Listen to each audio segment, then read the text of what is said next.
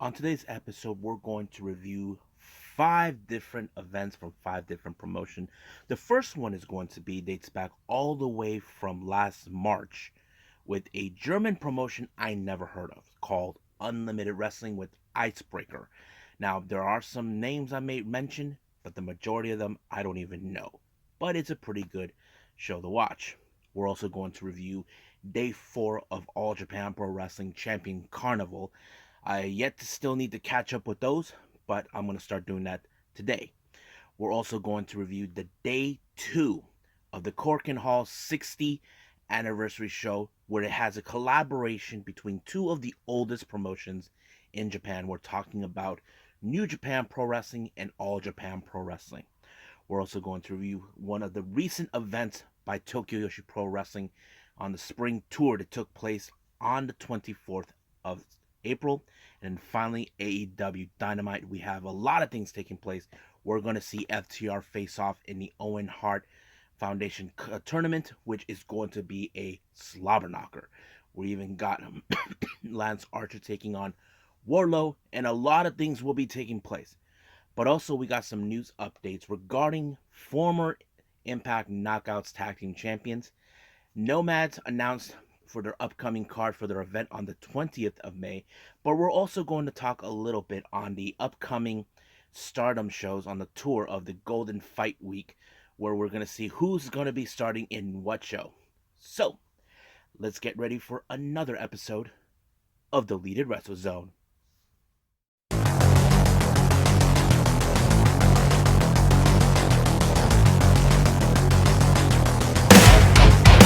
Are you ready? Get up, get up! Get up, get up! Get up, get up! Get up, get up! Get up, get up!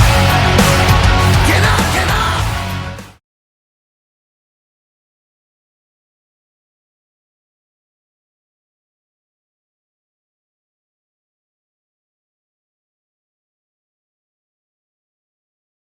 Welcome everybody to the Deleted Wrestle Zone, all things that is pro wrestling with AEW, NXT, New Japan Pro Wrestling, Impact Wrestling, the National Wrestling Alliance, various promotions, wrestlers, matches, and championships. I am your host, J-Rod here. So, let's begin with this German promotion called Unlimited Wrestling. I never heard of this promotion. This is why I created this channel for all of you, so you guys can keep an open mind on what promotions exist. Now, some of you are saying, does pro wrestling exist in Germany? Answer to that, yes. Now, I have been aware of one promotion for a while called WXW, where, of course, Tailman was originally from. There's been wrestlers like Imperium actually wrestled there too. Many others, including wrestlers we've seen all over the world in the independents. But this one I never heard of, called Unlimited Wrestling. This was one of the shows that took place back in March on the 26th. Don't know what's going on today's matter with them, but this is one I realize I have to review for all of you. This one took on the 26th of March, called Icebreaker 2022. So let's get started. Now, originally this was supposed to be a six-person intergender tag team match. We have, of course, Damon Saint, Tim Stubben, but they were supposed to team up with someone named a female wrestler named Jessie J. Now, we didn't see her come in, but apparently these guys who are like sort of a faction called named Herbie Vera, Chris Titan, and Red Cat showed up. However, according to what I saw, that Herbie Vera had kendo stick that belonged to Jessie J. Now, they don't know what's going on. So basically, they just walked in and became a 2-on-3. It was a pretty good opener, to be fair. But however, I think the surprising was Damon Saint decided before the end of the match to turn on Tim Stubben. It's still unclear why he would do that, but it seems that he looks like he's aligned himself with Herbie Vera, Chris Titan, and Red Cat. But that allowed them to win the match. Next match, we have Corey versus Flex Taylor. Now, this guy, he was originally, from what the commentators say, he is in fact originally known as Netflix, but he had to change his name to Flix Taylor. Now he does come out in a cowboy outfit, but in this particular match, Corey was mostly dominant, tried to take him out, but his biggest finisher was a knee strike while Flix was on the ground, and it was over from there. But however, he wanted to point out that he wanted a much bigger competition. He wanted the biggest and baddest wrestlers that could come take him on. And the person who responded, Big Damo, formerly known as Killian Dane, he made his appearance. Corey didn't know what to make of it, but of course, it ended up in another match. But I have to say, this match with Big Damo and Corey was amazing. It was pretty good. You had this uh, I forgot what they called it, but it was pretty great. But Big Damo walked out with the victor as a victor when he actually pinned Corey 1, 2, 3, and it was over. I thought it was a pretty good show. But let's see how that goes on for on. Now our next match, we have the Unlimited Challenge title with Crowchester taking on Nicholas Cluth, or they call him, pardon my language, fucking Cluth. That's what he calls himself. Don't ask me why. I don't even want to know. But it was a pretty good match in this particular. Now, Cluth, on the other hand, he is kind of like the leader of the first team, Herbie Vera, Christine, and Red Cat. But it looks like he had something to do with what happened to Jesse K, from what the commentators discovered. But Cluth, no matter how much he was getting a beatdown from Crowchester, he was not going to go down until he finally pinned him 1, 2, 3. He actually gave him a pretty good uh, win on this one, and becoming the Unlimited um, Challenge champion. As you know, Crowchester was the champion for almost 2 years for this particular titles. But yeah. Now our next match, this is a very unusual name. We have Krampus versus Mexberg. It was a pretty good bit of a pound for pound type of match between these two. They're big dudes, but it was Krampus who picked up a very good victory on this one. I was like very impressed with this guy, Krampus, but um, I don't know who he is underneath the mask, but I'm still trying to get the used to it of who this guy is. Next match, we have a tag team. We have Lucas Robinson, Matthias Bernstein taking on Dominic Fletcher and Marcus Morone, uh, Murmura, whatever they call him. I can't pronounce the last name right. But yes, you have a guy, Dominic, who's like a surfer, and Marcus is a pirate. Now, that's a good combination. I think this is a very interesting tag team, in my opinion. It was a really good one. Now, however, commenters did say that Robinson and Bernstein are the only tag team that has not got a win so far since in Unlimited Wrestling. But fortunately, it added it to another. They lost to Fisher and Marcus, so it's sad because they picked up a very huge pinfall on them. Now our main event is the Unlimited Championship in a three-way.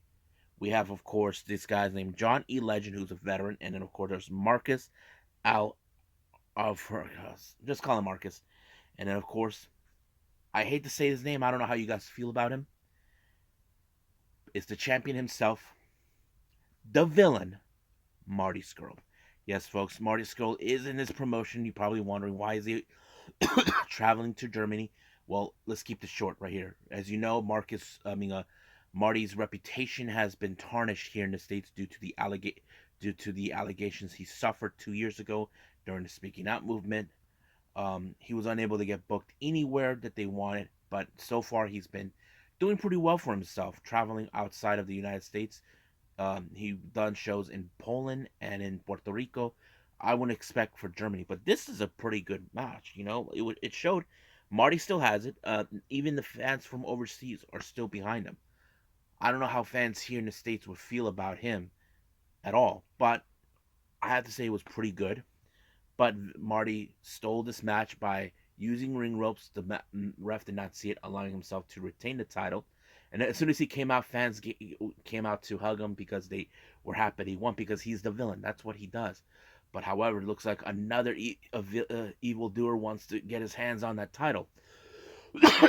And that person is none other than Krampus. I'm like, ooh, damn, this is going to be good.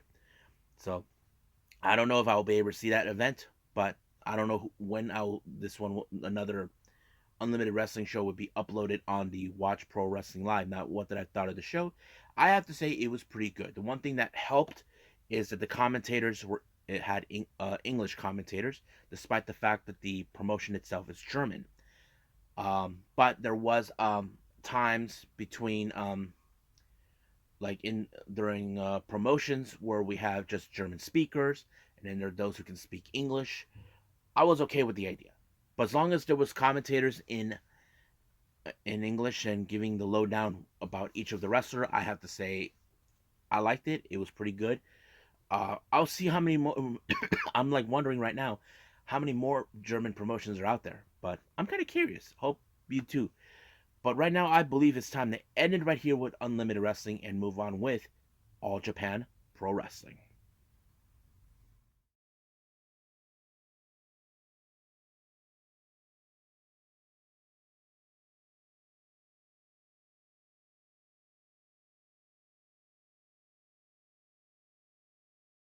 Alrighty then. So let's talk about All Japan Pro Wrestling with day 4 of the Champion Carnival that took place on the 13th of April. Now, this is a lot more different than we normally see with New Japan, but you get the right idea.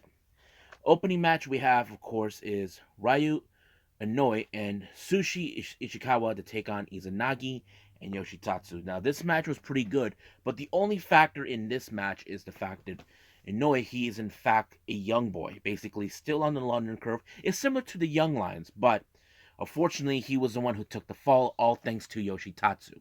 So basically, better luck next time.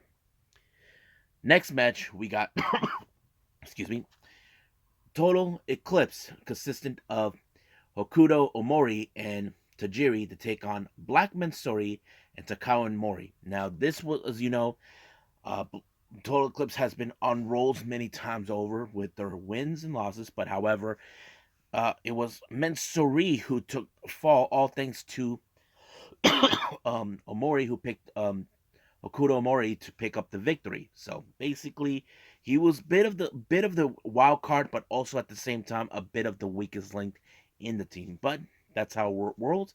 So Total Eclipse picked up a good W. Next up, we got Next Realm, consistent of Atsuki Aoyagi and Rising Hayato and Yuma Aoyagi to take on the members of Evolution, consistent of Dan Tamura, Hikaru Sato, and Suwama. Now, as you know, Suwama is the most decorated veteran in All Japan, and of course, his two guys. You got Tan Tamuro. He's a bit of like the youngster, um, still young, but you know what I mean. But also Hikaru Sato. He's a brilliant submission specialist. But you're taking on members of the next generation of wrestlers, such as the Oyagi brothers and, of course, Rising Hayato. I have to say it was a pretty good match, but however, it was Dan Tamura who took the fall, all thanks to Yuma Aoyagi, who picked up a W by pinning Dan Tamura 1-2-3. Now, our next match is, well, our next 3 matches are part of the, excuse me, are part of the Champion Carnival 2022 matches, but however, the first 2 matches are in fact of the A block. Now, let's go with the A block right now. We got Ruki Honda taking on Shotaro Oshino. Now, this was a very interesting match. Now, Honda, who is bit turned healed not too long ago, is now taking on Osharia, who is one half of the tag champions with Suwama. I have to say it was a pretty hard hitting match, but it was Oshino who actually pulled a leg lock right onto Honda and forced him to tap out, allowing himself to continue on. Now, our next match, we got Shigehiro Iri taking on Jake Lee. Now, Jake Lee, as you all may or may not remember, or you read about it somewhere in social media or anywhere in the news outlets in the internet, Jake Lee was last year's winner of the Champion Carnival. However, he is determined to win again and face off against Kento Miyahira, but it was a pretty good match. However, he actually countered every move that Shigeru was trying to do, allowing himself to win, and it was exactly how he did. Every counter, he became that wrestler who is that damn good. So he picked up really good victories along the way. Now, our next and final match is part of the B block. We got Kento Miyahara taking on Takuya Nomura. I have to say it was another good match, very good presentation, especially with a guy like Nomura, who was on a roll for many occasions on certain matches, but however, he was nowhere near match to Miyahara when he applied the German suplex on him. 1, 2, 3, it's over. So there are more matches, events of Champion Carnival I'm going to do. Right now, this is day 4 where I'm reviewing. There will be more I'm going to review for all of you. Right now, I believe it's time for the Korakuen Hall 60th anniversary show, where we have the collaboration between New Japan and All Japan.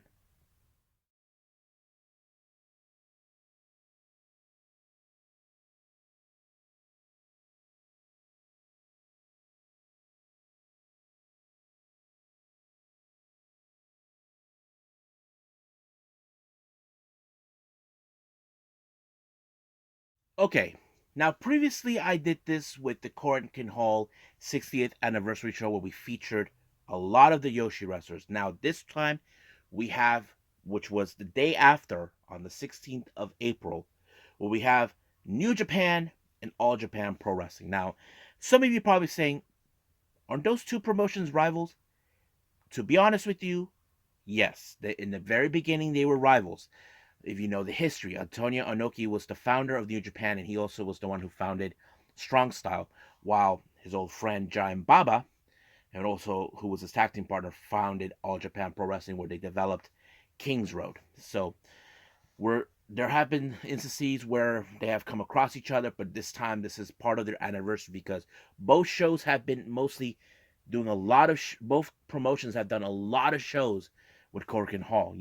Some people probably say, why couldn't they get Pro Wrestling Noah? I don't know, but truth to be told is this: these two promotions are two of the oldest promotions in Japan to date. So basically, they're around the same time. They've been around back in the early 70s, and that's why it fits in. So let's talk about the first matches now. Like we've seen in New Japan, it started out with the Young Boys, or should I say, one young boy and a young lion. We got from All Japan, Ryo Onoe taking on Kosei Fujita of New Japan. I thought this match was very interesting because we get to see how the different styles of both wrestling promotions are. But however, in this particular one, it was Kosei Fujita who picked up the victory when he applied the Boston Crab onto Inoue and giving him the much better edge on this one. So I thought it was pretty interesting, but let's move on forward. Next match, we got 6 or 9. Master Wato and Ryusuke Taguchi teaming with All Japan Pro Wrestling's wrestler Yoshitatsu taking on the Young Lions, Rohi Oiwa, Yuto Nakashima, who were teamed up with All Japan's Takao Onori. Now, the only factor in this particular match is the Young Lions, mostly with Oiwa and Nakashima. However, it was Yoshitatsu who picked up the victory on Nakashima, giving him the much better edge. And of course, Yoshitatsu tried to be a wise ass, telling Taguchi to open the ring ropes for him because he tries to asking him to treat him like he's royalty. I thought it was pretty interesting. Now, this tag team match, I have to say, the pairing was very interesting. We got Tajiri representing All Japan, teaming with New Japan's Toru Yano. Now, this was a very interesting team up, but however, their opponents, we have New Japan's Yoshinobu Kanemaru teaming with All Japan's Blackman Sori. Now, I have to say I was more invested with Tajiri and Yano. Now, recent years we have seen Tajiri try to be funny, but there are times he can be a little bit of this serious guy. Like he's like, enough with the fun and games. It's time to get back to business. But I don't think he didn't mind. But however, it was Tajiri who picked up a very strong pinfall onto Black Monsori. But Kanemaru was not happy with the results, but that's how it is. But of course, Yano, who's like representing New Japan, decided, I'm not going to stick around. I'm just going to leave. Basically, my job is done. Next up, we got all four members of LIJ. We got Bushi, Hiromu, Shingo, and Naito taking on a very interesting combination. We got next round from All Japan Pro Wrestling, consistent mostly with the Aogi brothers, Yuma and Atsuki, teaming with the veterans GBH, Hamna, and Makabe. Now, I have to say it was a very interesting combination, but however, I felt that this match went to the edge with LIJ because it's all four members. There's no other people from another faction or that teamed up with them. I don't think there's any team out there that are resembled to LIJ, but it was the what's his name, Naito, that picked up the victory when he pulled off Destino onto Amna and giving them a much better edge. But in the post match, they're having a little fun with Hiromu, try to act like do the fist pump right in the air, but they weren't having it, so I thought it was very funny. Next up, we got Dan Tamra teaming up with a runaway suplex consistent of Shotaro, Ashino, and Suwama. Now, you probably saying to yourselves, wait a minute, is it Dan Tamra and Suwama part of the Evolution? Yeah, but Shotaro Oshino, he's not. He's not a member of Evolution, but he is an associate. Basically, he associates with them, but he's not. But he is part of a tag team with Suwama known as Suplex. But their opponents is none other than three members of Chaos. We have Yoshihashi, and Hiroki Goto. Now, this was a pretty good match because, as you know, Chaos are a very cohesive unit, but I have to say it was really, really good how it ended. But however, it was Dan Tamra who suffered in the hands of Boshimo when they put out Goto and Hashi put off their finisher move, allowing themselves to win the match. Now, our main event, this is a very fun one. We have Kento Miyahara of All Japan and the current Triple Crown champion teaming up with the New Japan ace Hiroshi Tanahashi, taking on of All Japan Pro Wrestling Jake Lee of Total Eclipse, and of course Suzuki-gun's Taichi. I have to say, combining Taichi and Jake Lee, they're almost similar in certain aspects, but I think it felt pretty good. I have to say the match was pretty awesome, but unfortunately the match did not end with a winner. It ended with a time limit draw. I know here in the States people don't like that, but that's how it is in Japan. But sooner or later, there will be a time when that match will be revisited. I don't know when. But what do I think about the collaboration between New Japan and All Japan? I have to say it was pretty good. There's no there you can tell there's rivalry between both promotions, but they have to put that aside for the time being, for those who are combining with each other. But I'd say it was pretty good.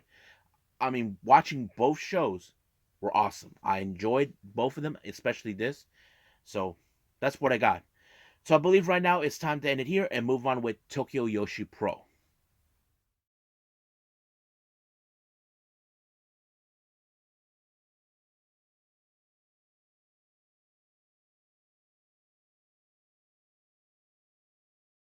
So let's talk about Tokyo Joshi Pro Wrestling with their latest event that took place on the 24th of April, Spring Tour. The opening match, we have Mahiro Kiru taking on Yuki Inoue. Now, this is a very interesting match because, as you know, Yuki Inoue, she was very close in winning the Princess of Princess Championship, but it did not help.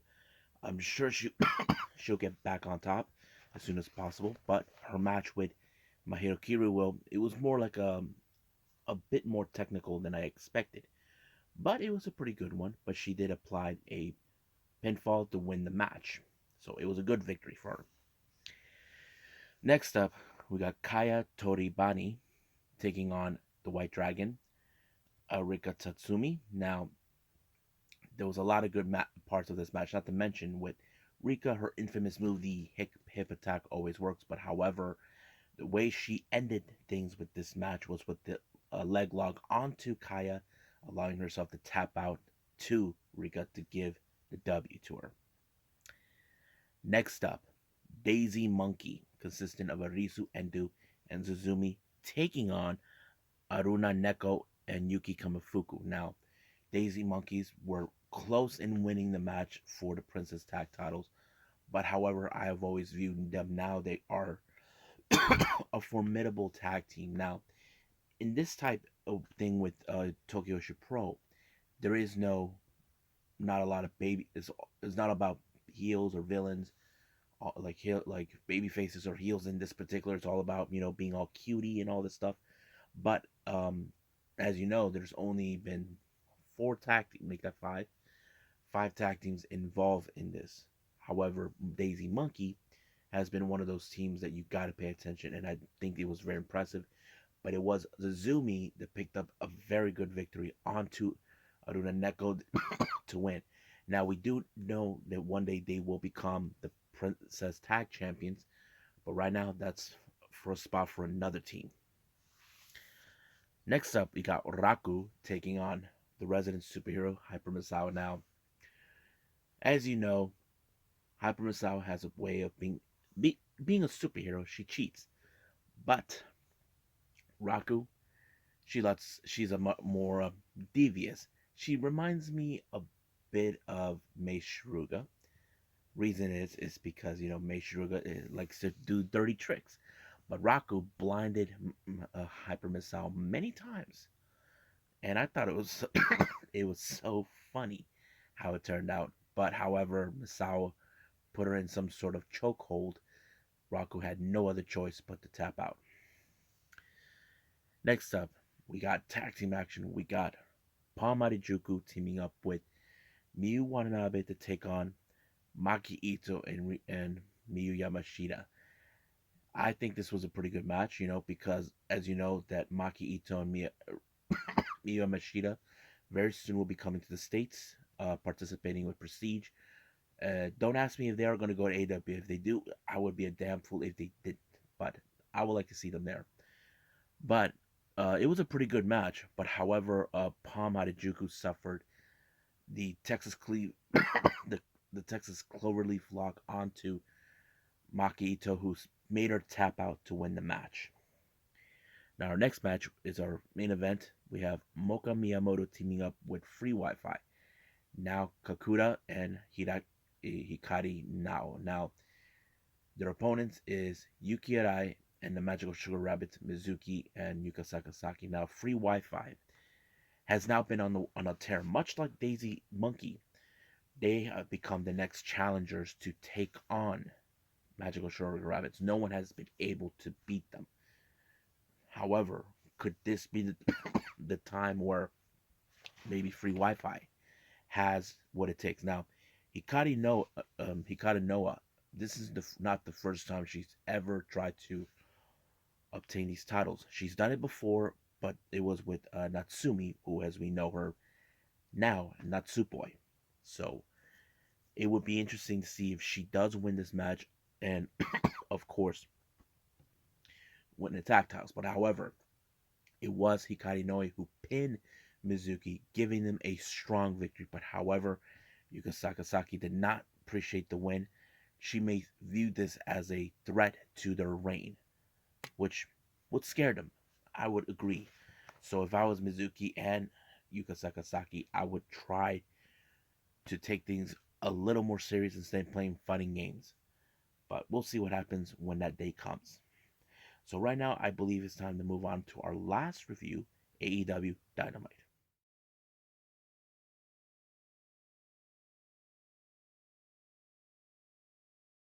AEW Dynamite. We started out with CM Punk coming out to the commentary section because he did not want to miss this match. And this is the one match many people have talked about. FTR. I have to say, this was a pretty good match because these guys are big Owen Hart fans. They're fans of the Hart family, and I think it's a pretty special moment, And they were wearing the skull with the heart and the wings. I think that's what they were wearing on their wrestling gear, and I thought it was amazing for that. They done it already with Scott Hall as the NWO colors, and I thought it was pretty good. And these guys were not holding back. That's one of the things that go down. But however, it was Dax Harwood who picked up a strong victory, moving on to the finals. I mean, moving on to the advancing to be part of this. I have to say he is one of those guys we definitely gotta pay attention to in the Owen Hart uh, tournament, because I think this is one of those moments we have to pay attention to. Now, recently, as you know, CM Punk, he's excited because it's been announced that at Double or Nothing he will be facing Hangman Adam Page for the AEW World Title. That is something we definitely got to see. Now, our next match, we got the Blackpool Combat Club taking on the Factory. Now, this is a pretty good match because, as you know, the Blackpool Combat Club has been on a tear of late because they've been dominating as a trio team, and right now the Factory are no exception. But as you know, Dynamite was in Philadelphia, and the resident Philadelphia is Wheeler Yuta, and everybody gave him the standing ovation. But it was Yuta to put this belt on Nick Comoroto to pick up a strong victory. Like, way to go to the hometown hero. So that's what he needed. Now, recently we've been seeing interviews with Britt Baker, Jamie Hayter, and Tony Storm. It's the same old, same old. Now, as you know, Britt Baker does not appreciate new people coming to AEW, but however, Ruby Soho on the defense of Tony Storm, but she quote Owen Hart, the infamous words to remember. You guys who were part of the Owen Hart of the Attitude Era, you know what I'm talking about. Enough is enough. It's time for a change. I have to say, great moment of that because it's true. Britt Baker tries to pretend that she runs the entire division, but you know she's not the women's champion anymore. Besides, Thunder Rosa welcomes anybody. Now, our next interview, as you know, goes to Jungle Boy, Luchasaurus, and Christian Cage. Now, Jungle Boy, he knows that he lost, but however, Christian Cage is like, say, look, it's not your fault. You did your best. So stop being a sore loser about it. Right now, you are a tag team champion. You got to keep the momentum going. So, what happened is that Christian Cage issued a challenge to anybody. We needed the top rankings, and the first to respond is the third, Ricky Starks and Powerhouse Hobbs. So they issued the challenge. Now, something tells me they're not going to win it because let's just say the war between them and you know who is not is over.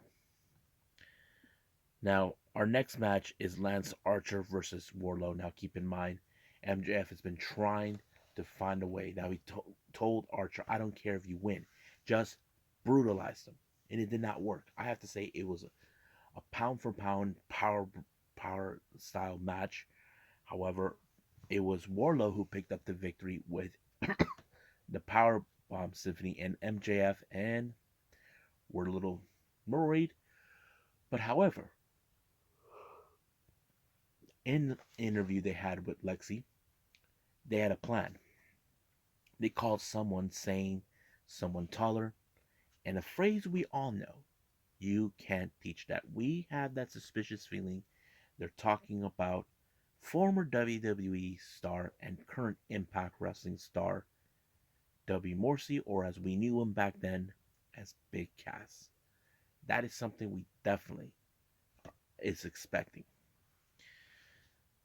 Now, we had this little thing called the sit down between the Jericho Association Society and right across with Kingston and Santana Ortiz. Now, I have to say, Kingston is more of the street type of person. Like he feels like, are you willing to do this? So he kind of tried to play coy with him, try to say, are you exactly who you say you are, Jericho? So kind of like right now, the real question does remain: is Jericho bit off more than he can chew? That is the obvious question we definitely got to see. But later on in the day, apparently the JCA fireballed Kingston right in the face when they took out Santana Ortiz. But you know for a fact, Kingston will be back to get his hands on Jericho. Now, we got the Philly street fight between Serena Deeb and Hikaru Shida. These guys have been going at it for months. Now, Hikaru Shida had it with Hikaru Shida months ago, if you guys remember, she was on her verge of winning her 50th victory. Deeb feels that, the time of playing is done. So basically, she targeted Hikaru Shida's knee on various occasions, even in this match. But however, she was really anticipated the that one move. I forgot what she called it, the Serenity. But however, Serena Deeb used the infamous Texas Cloverleaf in order to win the match, and Hikaru Shida won. Now, somebody say, so what does this mean? It doesn't mean anything. Right now, Hishida will be participating in the Owen Hart tournament. I don't know about Serena Deeb, but however, out, outside and watching the monitor, it seems that Thunder Rosa has an interest in Serena Deeb. Maybe she wants her to be the next challenger. I don't know if this is more a payback for losing the NWA Women's Championship about a, a year or two ago. I'm not 100% sure if that was the case, but yes. Now, the House of Black, once again, they decided they had enough with Fuego, the way he acts. He thinks that everything he does is a lies. So they try to pretend that they're going to put him out. However, they were about on the verge of removing his mask. But Alex Brahamantes shows up right in the middle of the ring telling them taking off his mask is sacrilegious. However, what they didn't realize, this was a trap. Penta comes out, and then of course, Pac came out. But the most surprising, Alex Brahamantes showed up, but who was in the ring in the hood was none other than Ray Phoenix. Yes, folks, he is back. Ray Phoenix is back. Death Triangle are in full force, ready to kick some ass against the House of Black. So this is gonna be a fight, a very powerful feud. Now, it was already announced for Rampage. Swerve will be taking on Darby Allin in the Owen Hart qualifying round, and I'm kind of excited for that. These two know each other. They beat the crap out of each other in the past in the Independents, but the real question does remain: whose house is it? Is it Swerve or Darby? Now, Adam Cole, as you know, called his faction Undisputed Elite, which kind of to me felt natural, but he brought in the Bucks and Red Dragon into the mix. Now, somebody would question, what about Kenny? How does he feel? Well, I wouldn't be surprised if Kenny comes back or whatever, but that's another conversation. But they're taking on the Varsity Blondes, Dante Martin, Lee Johnson, and Brock Anderson. It was a lot of good match on this one. A lot of spots in this. Now, the Bucks are trying to get back on the funk ever since they've been lost to FTR, but now they got the little mojo back. But however, the teamwork with the Undisputed Elite was the key point of what they were doing. So basically, they did a 4V trigger knee, and then boom, that's over. That allowed the Undisputed Elite to pick up a very good victory. Excuse me. Now, our main event is the TNT Championship between Scorpio Sky and Sammy Guevara. Now, this was a match that definitely was something we got to pay attention. Now we see Scorpio Sky became face, Sammy heel. But of course, this was one of those crazy matches you definitely enjoy. There was that one moment where Sammy pulled off a Spanish fly where there was a ladder full of barbed wires. I thought that was nuts. But I think the best moment is when Tay Conti kicked Dan Lambert in nuts so hard, but of course Paige Van Zandt showed up. But eventually, Sammy tried everything to regain the title. So basically, but retain the title. But however, Scorpio Sky was the one who reached for the sky, pulled out the belt to win. However, his old tag team partner, Frankie Kazarian, showed up. Now, the other members of top team, they don't know what to make of it. But Scorpio Sky did make a promise. But I have that distinct feeling that Frankie might turn on Scorpio, or Ethan Page is going to try to hurt him or whatever. We don't know. I have that distinct feeling that's going to take place. So we'll just wait and see when that day comes, because we do know we are expecting that mixed tag match that Sammy and Tay Conti have asked for. So I'm going to say it's going to be Scorpio Sky and Paige Van Zant. So right now I think that's pretty much it. So we're going to wait till what's going to take place at Rampage. Right now, let's move on with some news updates.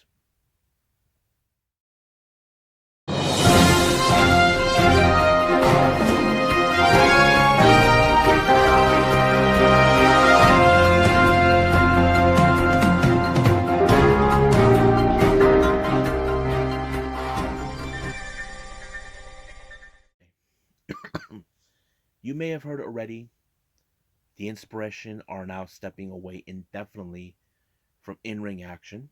Now they haven't made the decision like saying they're going to retire.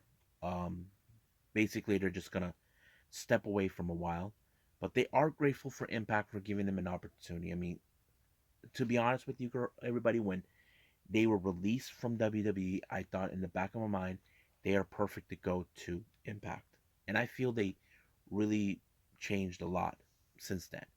But the reasons they want to step away is they want to focus on other things and other projects. Now, I'm not sure if Cassie or Jessie K are thinking about maybe, you know, being moms.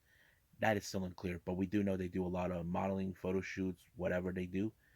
So we'll see what happens. Hopefully, they do come back when the timing is right just for them. Now, our next update here.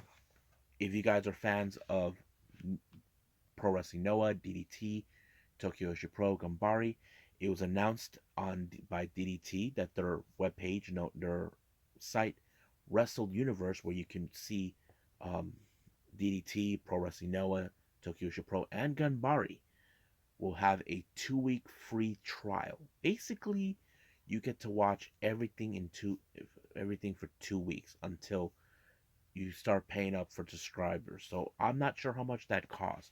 Now they done something like this before last year for a couple of months before the start of 2022, and I don't know if 2 weeks is long enough.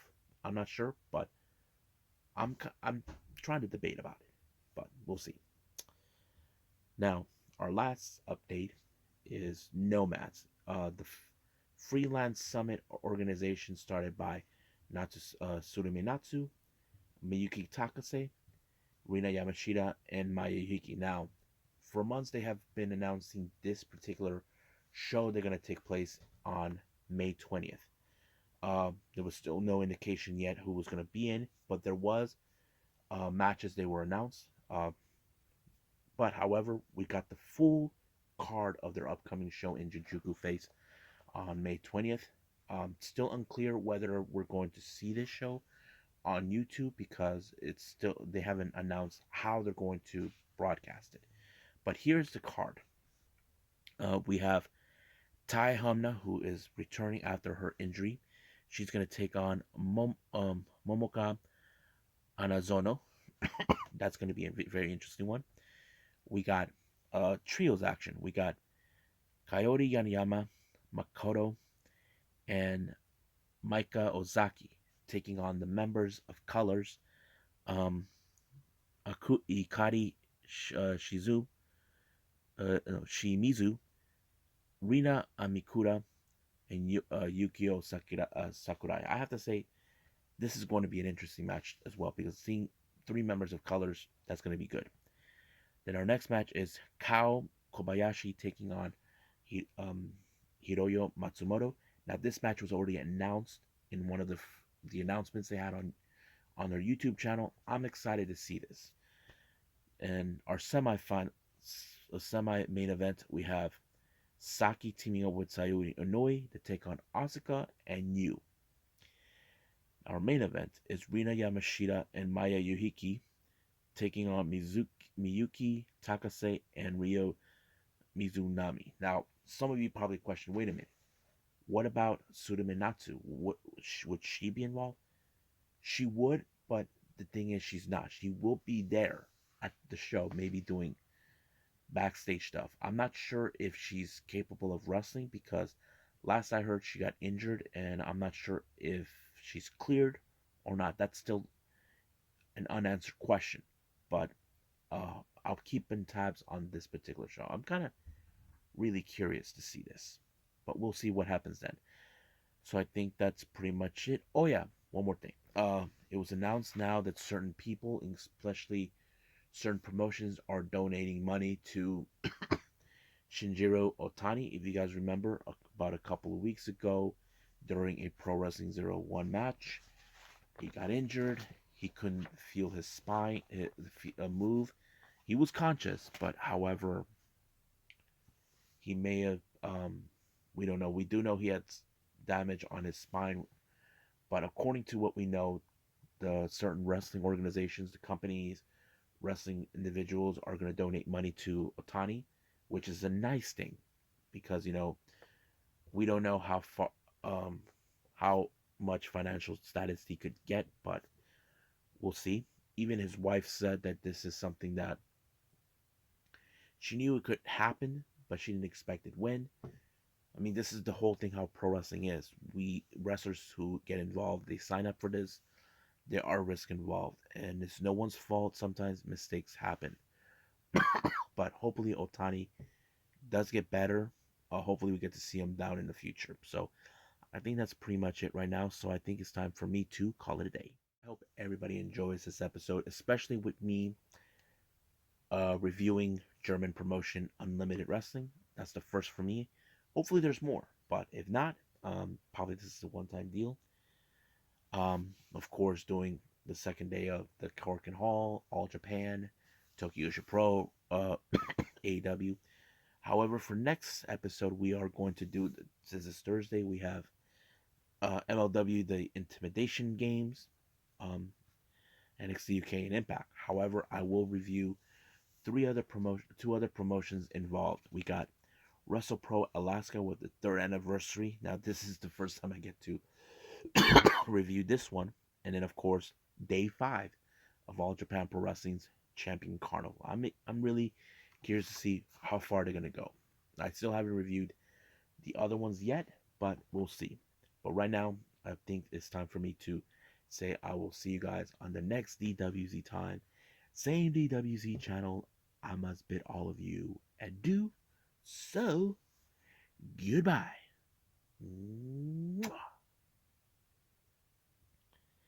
And have a nice day. Bang.